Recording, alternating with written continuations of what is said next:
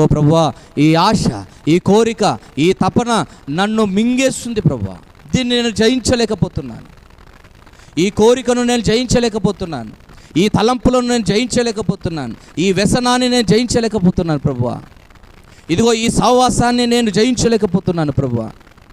నా మాటలో పరివర్తన లేక ఈ మాటను నేను సరి చేసుకోలేకపోతున్నాను ప్రభువా.